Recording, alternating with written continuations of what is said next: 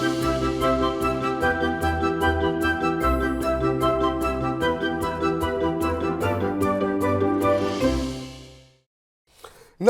आभार, अभिनंदन, स्वागत है आप सभी का। हेलो मनी नाइन, मेरा सवाल है मैं हूं विपुल सिंह और बाजार फिलहाल कंसोलिडेशन के मूड में दिखाई दे रहा है। एक सीमित दायरे में कामकाज करता हुआ, कल भी हमने काफ़ी उतार चढ़ाव देखा, लेकिन अब सीमित दायरे को तोड़ने की कोशिश कर रहा है और निचले स्तरों से रिकवरी बाजार के अंदर देखने को मिल रही है। आज 22,090 पे खुला और 22,085 ये आज का इंट्राडे लो देखने को मिला। उसके बाद से एक सीमित दायरे में कामकाज कर रहा था और अब से कुछ ही देर पहले जो है बाजार में एक शार्प रिकवरी देखने को मिली है और 22,210 का इंट्राडे हाई बना है और उसी के इर्द गिर्द 76 अंक ऊपर निफ्टी इस समय कामकाज करते हुए 22,198 का स्तर दिखाई दे रहा है। एडवांस डिक्लाइन रेशियो की बात करें तो यहाँ पर हालांकि अभी भी पड़ला जो है वो बियर का भारी पड़ता हुआ दिखाई दे रहा है।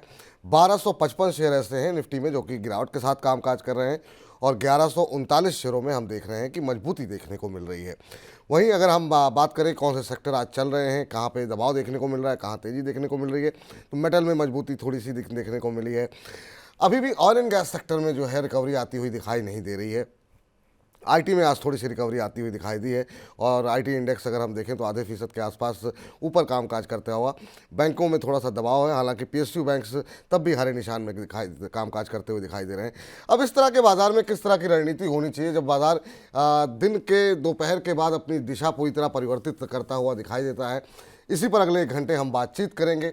खबरों वाले शेयर भी होंगे जहां पर कि दारी तोड़ते हुए कुछ शेयर हैं, जहां पर कुछ एक खबरें हैं, उन खबरों के बातचीत होगी। बजेंगे स्टॉक्स में वाह क्या आईपीओ, आज से 2 आईपीओ खुल रहे हैं, वहां पे पैसे लगाने चाहिए नहीं लगाने चाहिए, क्या स्ट्रेटजी होनी चाहिए, ये आपको 2:15 बजे पता लगेगा और कार्यक्रम के अंत में हम बताएंगे चुन चुन के शेयर। और कल के कार्यक्रम में जो मनी मास्टर शाम को हम अपलोड करते हैं 8 बजे, उस पर बहुत लोगों की टिप्पणी थी कि ये कार्यक्रम लाइव कब आता है। तो सर लाइव दोपहर 1 से 2 के बीच में होता है। आप सभी दर्शकों के लिए, जो लोग रात में भी देखेंगे उनको भी पता लग जाएगा कि 1 से 2 के बीच में हो, इसीलिए मैंने इस बात को स्पष्ट कर दिया है। चलिए अब आज के खास मेहमान से आपको रूबरू कराते हैं। हमारे साथ अरुण केजरीवाल जी मौजूद हैं, बाजार पे बहुत पैनी निगाह रखते हैं। अरुण जी बहुत बहुत स्वागत आपका आज के इस कार्यक्रम में का हिस्सा बनने के लिए। सबसे पहले तो बाजार पे ही आपकी राय जानना चाहेंगे। सर बाजार मतलब ना तो नई ऊंचाई की तरफ तो बढ़ रहा है लेकिन नीचे आने को तैयार नहीं है, तो ऐसे बाजार में डर भी लग रहा है क्योंकि जिस तरह के करेक्शन की उम्मीद बाजार के तमाम एक्सपर्ट लगाए बैठे हैं वो करेक्शन आ नहीं रहा है और हर गिरावट के बाद हम देखते हैं कि बाइंग आ जाती है निचले स्तरों से। क्या स्ट्रेटजी होनी चाहिए? क्या ये बाजार इसी मोड पे रहेगा चुनाव तक? अगर चूँकि अब तो चुनाव की घोषणा होगी, 2-4 महीनों के अंदर जो है चुनाव भी हो जाएंगे, तो क्या स्ट्रेटजी होनी चाहिए चुनाव तक को लेकर के? क्या बाजार इसी दायरे में रहेगा अभी? विपुल जी, सबसे पहले मैं आपको एक इंटरेस्टिंग बात बताना चाहता हूं। जी। अगर पिछले सप्ताह की बात करें तो 5 कारोबारी दिन में निफ्टी ने 5 बार न्यू इंट्राडे हाई बनाया, लेकिन सूचकांक जो बीएसई सूचकांक है 16 जनवरी का जो हाई है उसको पार नहीं कर पाया ये पांचों दिन में। जी। आज भी बीएसई सूचकांक अभी भी उस उछले स्तर को छूने के लिए चेष्टा जरूर करेगा लेकिन कर नहीं पाया है। कहने का तात्पर्य ये कि निफ्टी और बीएसई में कुछ अंतर चल रहा है और ये अंतर 5 लगातार कारोबारी दिन के बाद में भी पार नहीं हुआ।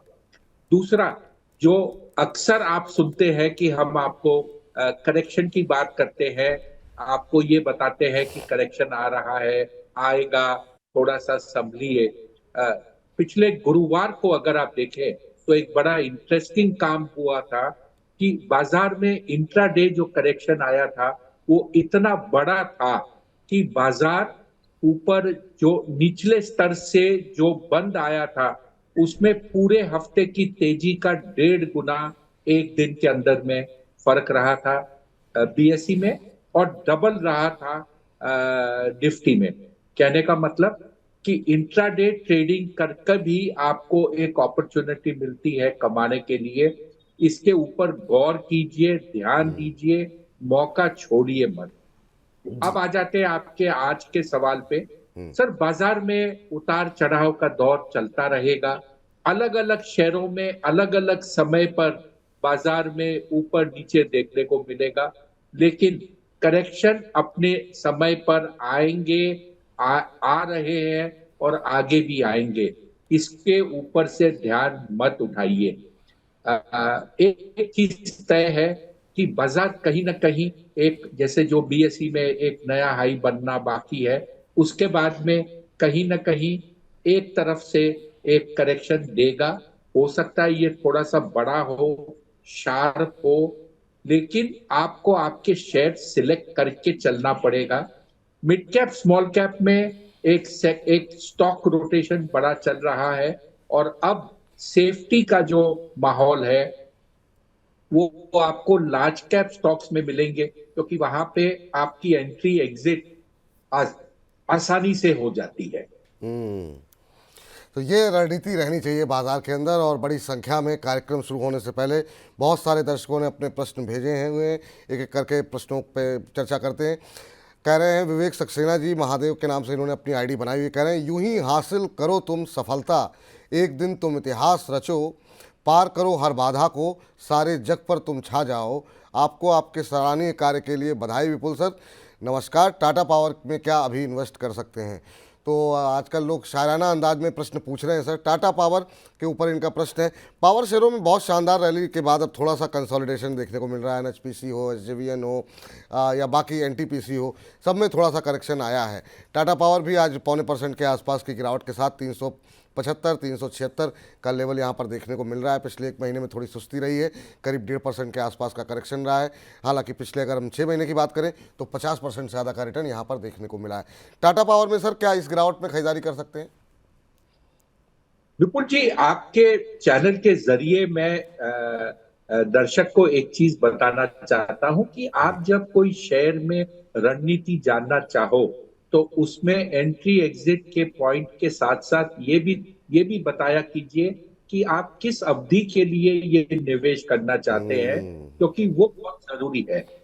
अगर ये जो महादेव के नाम से जो इन्होंने ये सवाल पूछा है, अगर ये शॉर्ट टर्म ट्रेड की बात करते हैं तो हो सकता है इस शेयर में आप निवेश करें और आपको 25-30 रुपए का मूव अगले 5-7 दिन में जब भी पावर क्षेत्र में तेजी देखने को मिलेगी, ये मूव मिल सकता है।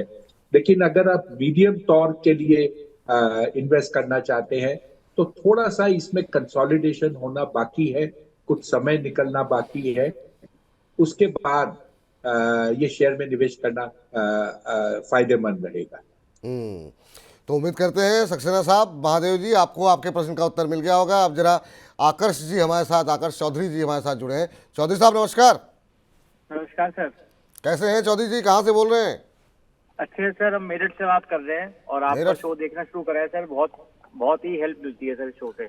अरे सर, बहुत बहुत शुक्रिया, बहुत बहुत धन्यवाद कि आपको कार्यक्रम अच्छा लग रहा है। तो अपने दोस्तों, यारों और परिवार के लोगों को भी शेयर कीजिए सर, ताकि और भी लोग इस मनी 9 के कार्यक्रम का हिस्सा बने। बिल्कुल सर, बिल्कुल जी सर, क्या प्रश्न है आज आपका? सर, मैंने वेदांता के 600 शेयर्स बाय किए थे 272 के रेट पर। 275? 272। 272, अच्छा ठीक है। और क्या नजरिया है सर आपका? सर मुझे ये था कि 15 से 20% का गेन मिल जाए, हफ्ता या एक महीने का नजरिया था मेरा, 1 महीना 2 महीना। देखिए सर,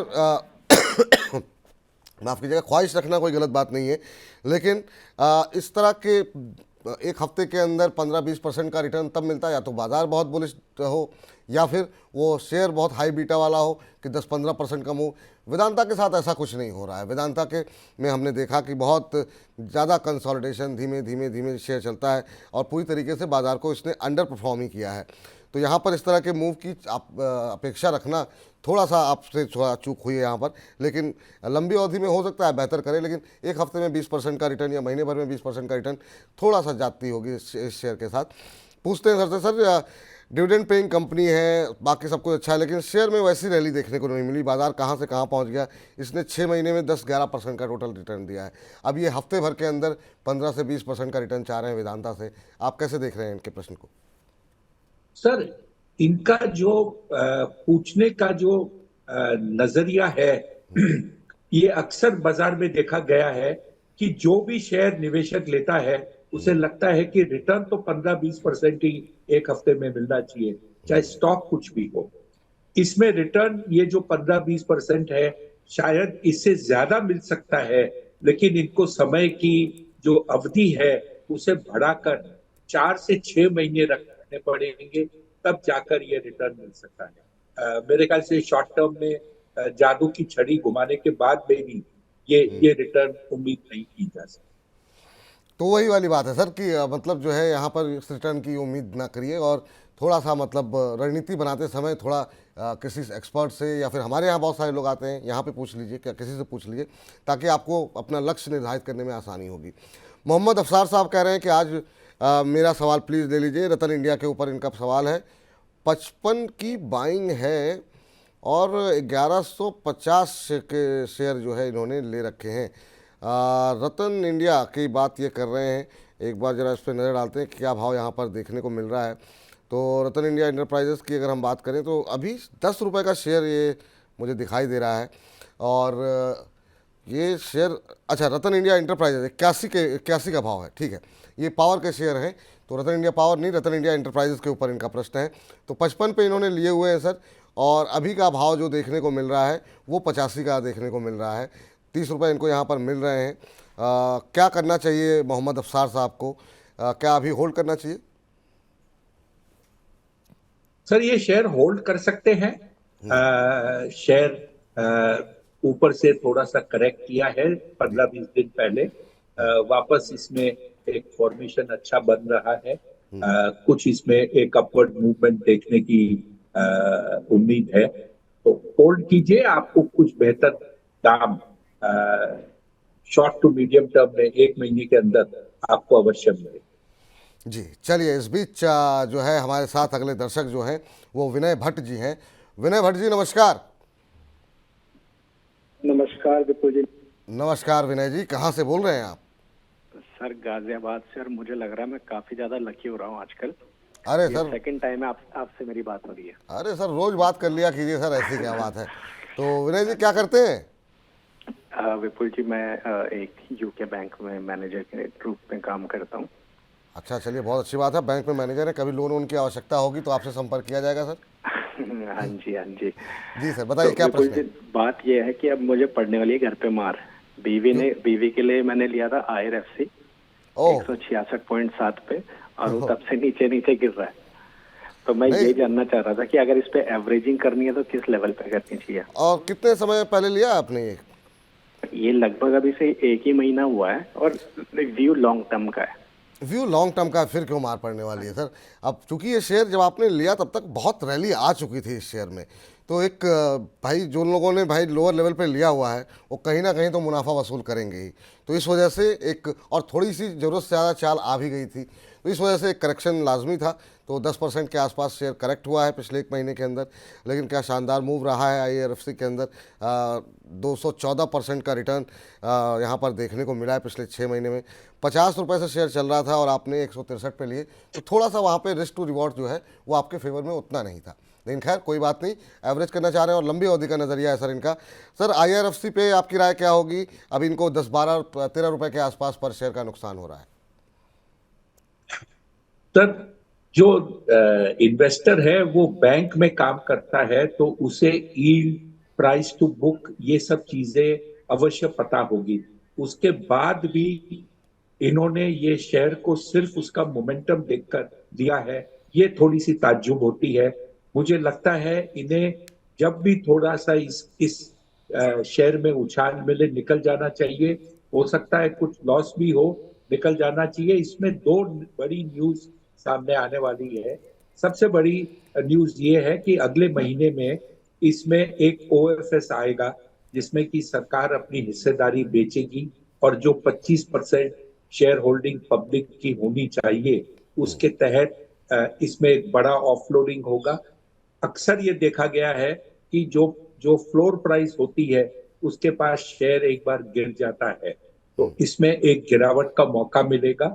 जब ये OFS अनाउंस हो और इसकी प्राइस गिर जाए, उस भाव में अगर ये वापस इस शेयर में निवेश करेंगे तो इनको जो नुकसान फिलहाल हुआ है उसे मेकअप करने का मौका मिलेगा, क्योंकि कंपनी में कोई खराबी नहीं है, लेकिन ये OFS का ओवरहैंग इस शेयर को और नीचे ले आएगा।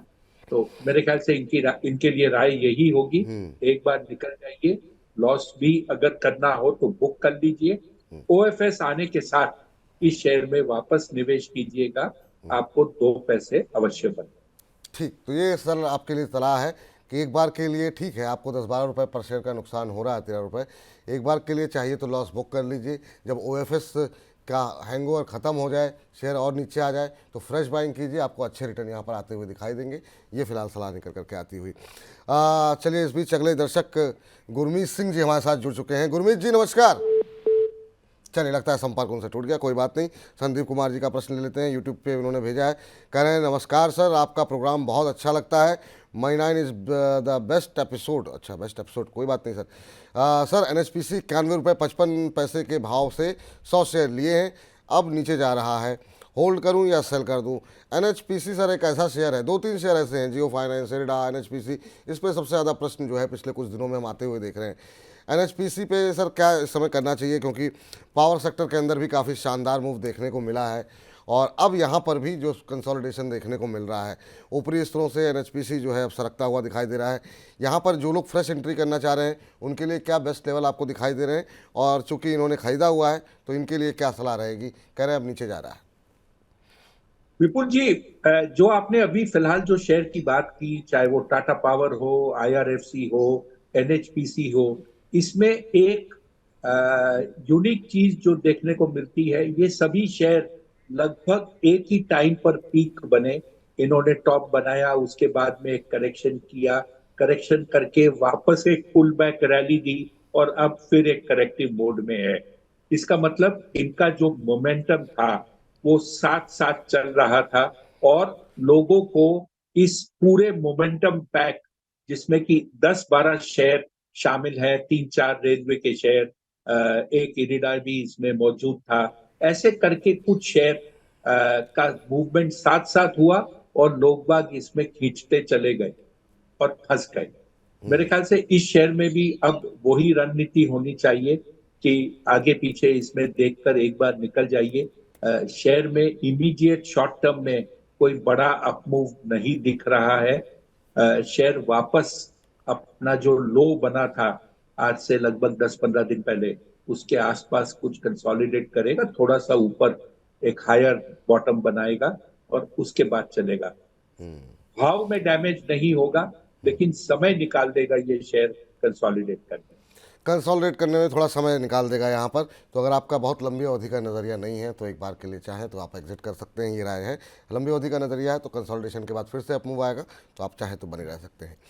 सबिहा सैयद जी का प्रश्न है, कह रहे हैं sir please reply me, Muthoot finance के ऊपर 1323 में बाई किया है, अब ये डाउन हो रहा है, अभी होल्ड करें या फिर सेल कर दें? मुथूट फाइनेंस 1300 के भाव के आसपास इन्होंने लिया हुआ है 1323 में, अभी चल रहा है 1283, आज 0.25% ये शेयर नीचे इस समय कामकाज करता हुआ दिखाई दे रहा है। और यहाँ पर अगर हम देखें तो पिछले एक महीने में करीब 8% के आसपास ये शेयर करेक्ट हुआ है।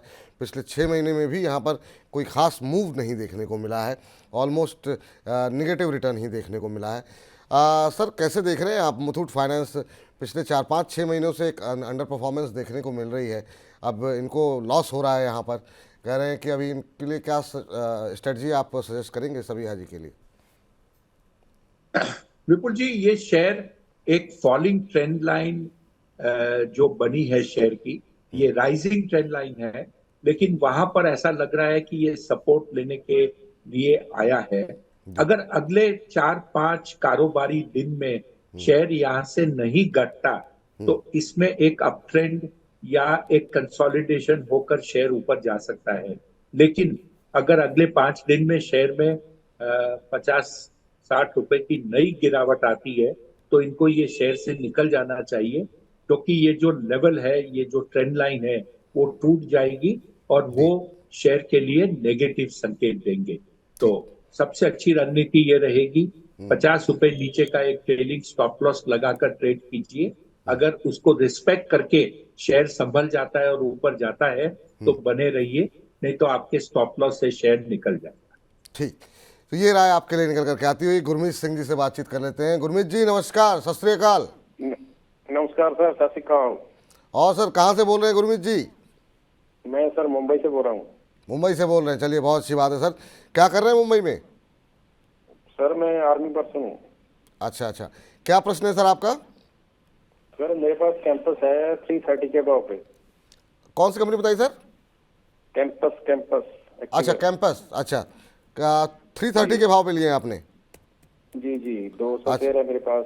मेरा 5 साल के लॉन्ग टर्म के लिए लिए थे मैं, तो अभी तो डाउन बहुत हो गया। क्या क्या करें? डाउन तो काफ़ी हो गया है सर। अभी तो फिलहाल यहाँ पर ऐसी कोई रिकवरी के चांसेस भी नहीं दिखाई दे रहे, क्योंकि आपने लिया, थोड़ी बहुत खबरें भी अगर आप देखते रहते तो यहाँ पर अभी थोड़ा सा नकारात्मक ही रुझान देखने को मिल रहा है। पिछले एक महीने की अगर हम बात करें, इस शेयर ने 8% का नेगेटिव रिटर्न, 6 महीने में 17% का नेगेटिव रिटर्न दिया है और पूरे साल भर में 38% का नेगेटिव रिटर्न दिया है। तो इतने बुलिश मार्केट में भी ये शेयर नहीं चला, तो ऐसे शेयर के साथ दिल लगाने की कोई आवश्यकता नहीं थी। लेकिन हाँ, अब इतने नीचे आ चुका है तो फिर अब आप क्या क्या करना चाहिए, अरुण जी से पूछते हैं। अरुण सर, नुकसान में है, शेयर ने बिल्कुल भी परफॉर्म नहीं किया है पूरे साल भर, जबकि बाजार ने कई बार इतने रिकॉर्ड हाई बनाए हैं निफ्टी ने। आपकी क्या सलाह रहेगी कैंपस एक्टिव ईयर में? सर कैंपस शूज का अगर आप देखें तो आईपीओ के बाद में इसमें शुरुआती तौर पर काफी अच्छा प्रदर्शन रहा। उसके बाद में जो ये सेक्टर का प्रदर्शन है वो खराब हुआ है। रिलैक्सो एक चप्पल बनाने में, हवाई चप्पल बनाने में एक बड़ी कंपनी है, ये भी यही धंधे में है, और ये पूरा का पूरा क्षेत्र काफी दबाव में रहा है। अच्छे अच्छे दिग्गज फंड मैनेजर जो इन शेयरों में निवेशित थे, वो जो बोलते हैं टायर्ड बुल अनवाइंडिंग करके भी इनसे निकले हैं, अच्छे खासे लॉस बुक किए हैं। मेरे ख्याल से इनको कहीं ना कहीं डिसाइड करके ये शेयर से निकलना पड़ेगा, क्योंकि कंपनी की फिलहाल जो प्रदर्शन है उसमें जल्दी से कोई इम्प्रूवमेंट नहीं दिख रही। तो कहीं ना कहीं डिसाइड करके निकलना ही पड़ेगा इस शेयर से। जी, चलिए इस बीच जो है सियाराम मीणा जी का प्रश्न ले लेते हैं और करें। नमस्ते विपुल सर, अरुण सर, आपके कार्यक्रम का बेसब्री से इंतज़ार रहता है। और इनका प्रश्न है सर क्रेडो के ऊपर। कह रहे हैं क्रेडो मैंने 405 पे लिए हैं और ये कह रहे हैं क्रेडो में क्या और ऐड करूं, नज़रिया लगभग साल भर का है। ये अच्छी बात है कि इन्होंने बड़ी विस्तार पूर्वक अपने प्रश्न को लिखा और स्पष्ट रूप से बताया कि 1 साल के लिए होल्ड कर सकते हैं। अभी सर क्रेडो पे क्या सलाह रहेगी सर आपकी? क्रेडो हाल की लिस्टिंग और इस पर हम लोगों ने चर्चा भी की थी आईपीओ में जब आया था इसका, आपकी क्या सलाह रहेगी सर? विपुल जी, कंपनी मुझे लग रहा है कि जो लिस्टिंग के बाद में जो उतार चढ़ाव होता है वो इनिशियल फेज में सब पूरा हो चुका है। कंपनी ने अपने नतीजे भी दिए थे दिसंबर तिमाही के, और उस क्वार्टर में इन्होंने ये कहा भी था कॉन्फ्रेंस कॉल में कि 16 से 18% की ग्रोथ कंपनी की आने वाले तिमाही में भी आएगी। प्रदर्शन अच्छा है और इशू प्राइस के कंपैरिजन में ये शेयर आपको लगभग 45 रुपए, या आप ये समझिए कि आपको लगभग 18%, 17-18% सस्ता मिल रहा है। जी मेरे ख्याल से इस भाव में निवेश करना चाहिए। अगर दर्शक ऑलरेडी इन्वेस्टेड है तो इस भाव में थोड़ा सा एवरेजिंग भी किया जा सकता है। आने वाला समय कंपनी के लिए अच्छा रहेगा। इस क्षेत्र में ये गिनी चुनी कंपनी है जिसका ग्रोथ भी आ रहा है और मार्जिन्स भी इंटैक्ट है। चलिए अगले दर्शक के पास चलते हैं। अब्दुल रहमान साहब हमारे साथ जुड़ चुके हैं। रहमान साहब अस्सलाम वालेकुम। रहमान साहब सुन पा रहे हैं? नमस्ते सर। नमस्कार सर, कहाँ से बोल रहे हैं? सर मैं बिहार से बोल रहा हूँ। बिहार से? अच्छा, चलिए बहुत अच्छी बात है। बिहार में किस जगह से? पूर्णिया। पूर्णिया से, बहुत अच्छी बात है सर। और बताइए सर, क्या प्रश्न पूछना चाह रहे हैं आज आप? सर मेरे पास SJVN के 700 शेयर हैं। कौन सी कंपनी सर? SJVN। अच्छा SJVN, ओके ओके ओके, ठीक है जी। SJVN के जी, शेयर सर। आपने किस रेट पर लिए हुए हैं? 146 रुपये लिया हूँ सर। कब लिए थे आपने 146 पे? सर इसी अभी 15-20 दिन। 15-20 दिन पहले? जी जी जी। जी जी। चलिए अभी हम थोड़ी देर पहले ही जो है ये बातचीत हम लोग कर रहे थे कि मतलब पावर क्षेत्र के ऊपर जिस तरह की रैली देखने को मिली और सभी शेयरों में ऊपर से थोड़ा सा करेक्शन देखने को मिला। कल हालांकि यहाँ पर तेज़ी थी क्योंकि खबर यहाँ पर ये आई थी कि 300 मेगावाट सोलर पावर के लिए जो है यहाँ पर जो है एक डील हुई थी, उसके चलते यहाँ पर हम देख रहे थे कि मजबूती देखने को मिल रही थी। अभी आज भी हम देखें तो सकारात्मक रुख थोड़ा सा देखने को मिल रहा है, लेकिन हाँ इनकी खरीद से थोड़ा नीचे है सर। 1.5% की बढ़त 122 का लेवल देखने को मिल रहा है, 146 पर इन्होंने लिए हुए हैं। क्या सलाह रहेगी सर एसजेवीएन को लेकर के इन स्तरों पे, उन लोगों के लिए भी जो लोग क्या नीचे आने पे खरीदारी करना चाह रहे हैं, क्या अभी खरीदारी करनी चाहिए या फिर और नीचे आएगा अभी? सर ऐसा लगता है कि ये शेयर 10 रुपए और नीचे आ सकता है यहाँ से मौजूदा स्तर से 118.20 के आसपास, माफ कीजिए 108 110 के आसपास इसमें निवेश किया जा सकता है। और ये शेयर का जो चार्ट है वो भी वैसा ही है जैसे कि टाटा पावर, आपका इसके पहले अपन ने बात की थी एनएचपीसी, और एक शेयर और आपने बात की थी लगभग आईआरएफसी। ये सभी का पैटर्न सेम है। जो दिसंबर एंड जनवरी के शुरुआत में जो मार्केट ने एक ऑल टाइम हाई 16 जनवरी को किया था, उस समय ये सब शेयर पीक आउट हुए थे और वहां से एक अच्छा खासा करेक्शन दिया है, जिसका पुल बैक होकर अब वापस शेयर कंसोलिडेट कर रहा है। तो थोड़ा सा निचले स्तर पर वापस निवेश किया जा सकता है, लेकिन इमीडिएट अपवर्ड मूवमेंट शेयर में नहीं लग रहा। ठीक, इस बीच करीब 650 दर्शक जो है इस समय हमें लाइव देख रहे हैं, तो आप सभी का धन्यवाद। और आप सभी से निवेदन है कि ज़्यादा से ज़्यादा अपने मित्रों, परिवारजनों, ऑफिस के कलीग्स सबके साथ लिंक शेयर कीजिए ताकि ज़्यादा से ज़्यादा लोग जो है इस कार्यक्रम का हिस्सा बन सकें, मनी 9 के परिवार को और ज़्यादा हम विस्तृत कर सकें। तो बहुत बहुत शुक्रिया जो लोग लाइव देख रहे हैं, और आप सभी से निवेदन है कि ज़्यादा से ज़्यादा हो सके तो शेयर करें ताकि ज़्यादा से ज़्यादा लोगों तक ये कार्यक्रम की पहुंच हो सके। चलिए, इस बीच जो है अगला प्रश्न एक और ऐसे शेयर पे आया है सर जिस पर कि काफ़ी ज़्यादा सवाल आ रहे हैं, और वो है इरेडा। कह रहे हैं वितु राय जी का प्रश्न है, कह रहे हैं विपुल सर, अरुण सर को प्रणाम सर। इरेडा के 1000 शेयर लिए हैं, 107 के रेट पर लिया था। लॉन्ग टाइम 2 साल के लिए जो है का नज़रिया है, क्या एक बार प्रॉफिट बुक कर लेना चाहिए? चलिए, ये इन्होंने एक नए तरीके से सवाल पूछा है, क्या मुनाफा बुक करना चाहिए या नहीं। ज़्यादातर लोगों ने सर 32 पे लोगों को ठीक नहीं लग रहा था, फिर हमने देखा कि 60 गया, 60 से 100 हुआ, और लोगों ने जाकर के बिल्कुल पीक पर जाकर के लोगों ने खरीदा। काफ़ी लोगों को नुकसान हो रहा है, रोज़ सवाल आ रहे हैं हमारे पास। हाँ, अभी आज हम देख रहे हैं कि इरेडा में आज सुबह एक बड़ी ब्लॉक डील हुई है, और बड़ी ब्लॉक डील के चलते आज 5% का अपर सर्किट लगता हुआ दिखाई दिया था। हालांकि सर्किट तो खुल गया है, लेकिन फिर भी जो है करीब 5.25% ऊपर 159 का भाव देखने को मिल रहा है। अब इन्होंने 107 पे लिए हुए हैं, कह रहे हैं क्या एक बार प्रॉफिट बुक कर लें, हालांकि नज़रिया इनका लॉन्ग टर्म का है। देखिए, इरिडा में अगर ये प्रॉफिट बुक कर लेते हैं तो इनके ये जब शेयर नीचे आता है तो इन्हें वापस एक मौका खरीदने का मिलेगा, क्योंकि ये ध्यान रखना चाहिए कि शेयर ने एक लोअर बॉटम बनाया है पिछले बॉटम के तहत, जो अगर मैं आपको इसकी लेवल दूं तो इसने पहले 154 रुपए का एक लो बनाया, जिसको कल शेयर ने तोड़ दिया था। तो शेयर में कहीं ना कहीं कुछ कमजोरी दिख रही है। आज अवश्य थोड़ा ऊपर है, बट शेयर की कमजोरी फिलहाल अभी तक निकली नहीं है। और इसमें एक खास बात और है कि उछले स्तर में काफी जोर से ये शेयर डिस्ट्रीब्यूट किया, तो जो नए निवेशक होते हैं वो ऊंचे स्तर में 180 से लेके 210 के बीच में उनका निवेश रहा है। तो उनके मन में घबराहट है, जब तक इनकी घबराहट निकल नहीं जाए ये शेयर को कोई बड़ी तेजी आने का संभावना नहीं है। जी, चलिए, तो ये राय फिलहाल आपके लिए निकल करके आती हुई। और इस बीच हमारे साथ नरेंद्र जी जुड़ चुके हैं। नरेंद्र जी नमस्कार। हरेंद्र जी नमस्कार। नमस्कार। नमस्कार हरेंद्र जी, कहाँ से बोल रहे हैं सर? सर मैं जयपुर राजस्थान से बात कर रहा हूँ सर। जयपुर राजस्थान से, चलिए, बहुत ही खूबसूरत जगह है, पिंक सिटी से आप बोल रहे हैं। बताइए सर, क्या प्रश्न पूछना चाह रहे हैं? सर मेरा सवाल है, मैंने एक शिपिंग कॉर्पोरेशन ऑफ इंडिया जो स्टॉक है वो बाई किया हुआ है 281 की प्राइस से। 2200 स्टॉक है मेरे पास में, तो इस पर मैं 3 से 5 साल का मेरा व्यू है लॉन्ग टर्म का। 5 साल का व्यू है आपका। चलिए अच्छी बात है।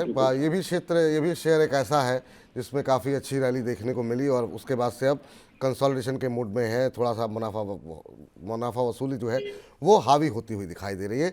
आज करीब 3% नीचे ये शेयर ट्रेड करता हुआ।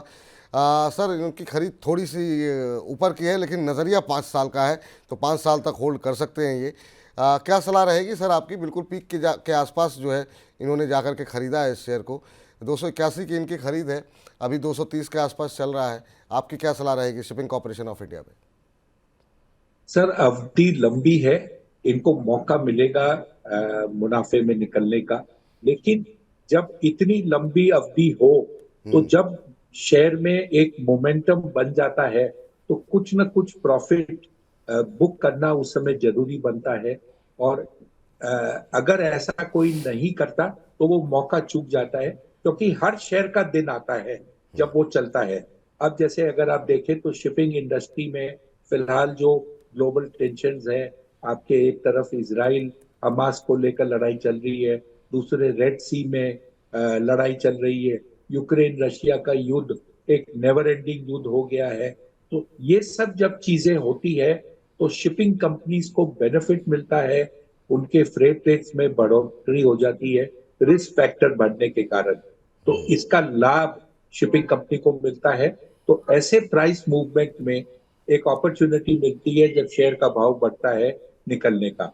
तो इन्होंने टॉप पे वर्चुअली खरीदा है, तो इन्हें लंबी अवधि होने के कारण कुछ समय रुकना पड़ेगा जब तक ये इनका भाव इंप्रूव होकर वापस न्यू टॉप की तरफ जाए।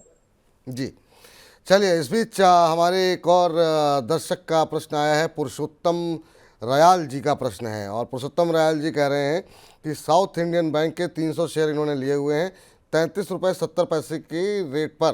करें अब क्या करें, ऐसा क्या हो गया है कि आज एक दिन में 12% टूट 12% कहाँ टूटा है सर? 2-3% की गिरावट है, 12% की गिरावट नहीं है। 1 साल तक होल्ड कर सकता हूँ, प्लीज़ गाइड। चलिए ठीक है, अच्छी बात है, 1 साल तक होल्ड कर सकते हैं। असल में खबर यहाँ पर यह है कि कंपनी जो है अपना राइट इशू ला रही है और आज उसकी लास्ट डेट थी 27 तारीख को लेकर के। तो आज जो है दबाव देख, जब भी कोई राइट इशू आता है तो हम देखते हैं कि शेयरों पे थोड़ा सा दबाव देखने को मिलता है, क्योंकि डिस्काउंट पे जो है जिनको दिया जाता है उनको डिस्काउंट पे शेयर दिया जाता है। 1750 करोड़ रुपए कंपनी की जुटाने की योजना है। सर कैसे आप देख रहे हैं? 22 रुपये के डिस्काउंट पर जो है राइट इशू आ रहा है और उसी के चलते आज हम देख रहे हैं कि थोड़ा सा दबाव साउथ इंडियन बैंक में देखने को मिला है। हालांकि रैली भी अच्छी खासी साउथ इंडियन बैंक में देखने को मिली है। जिनके पास पहले से हैं, क्या उन्हें राइट इशू में सब्सक्राइब करना चाहिए? और जिन्होंने नहीं किया है, जैसे ये परेशान हो गए कि ये शेयर क्यों गिर रहा है, उनके लिए क्या स्ट्रेटजी होनी चाहिए? तो सर इनके पास शेयर ऑलरेडी पहले से है, तो ये भी राइट के हकदार होंगे।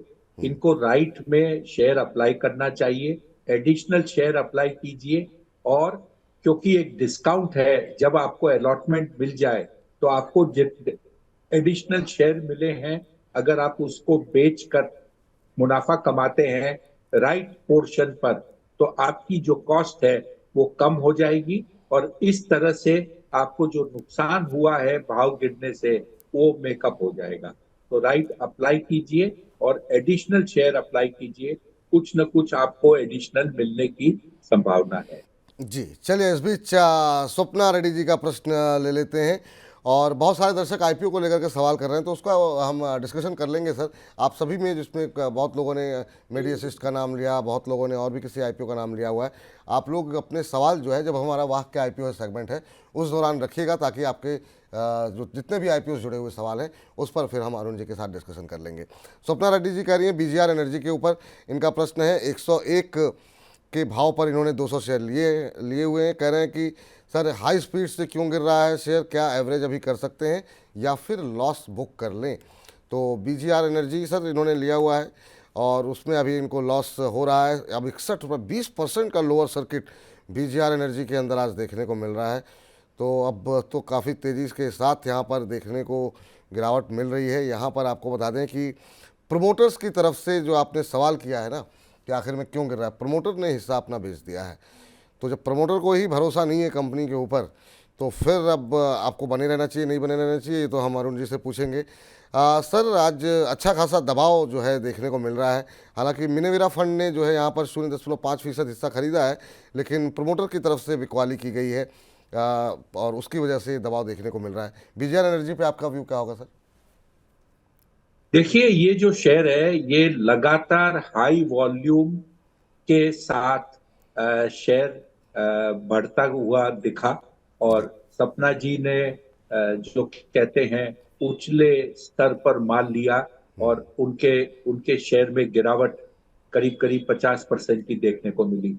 तो मैं ये एडवाइस करता हूँ निवेशक को कि कोई भी शेयर जब उसकी इस तरह से रफ्तार हो बाजार में, तो आप जब तक ये समझ नहीं लें कि ये शेयर क्यों इतना तेज बढ़ रहा है, सिर्फ मोमेंटम देखकर मत घुसिए। ये नुकसानदायक आपके लिए होगा। एक बाजार में एक बड़ी अच्छी एक प्रथा चलती है, pump and dump. News flow के ऊपर शेयर ऊपर जाता है और नए निवेशक उसके अंदर में आकर्षित होकर फिर वो ऊंचले भावों में फंस जाते हैं। तो सपना जी भी इसी गेम की एक शिकार हुई हैं, और मेरे ख्याल से जब तक ये तय नहीं हो जाता कि इतनी बड़ी हिस्सेदारी प्रमोटर ने क्यों बेचा है, ये शेयर में रिकवरी होनी इमीडिएट संभावना नहीं।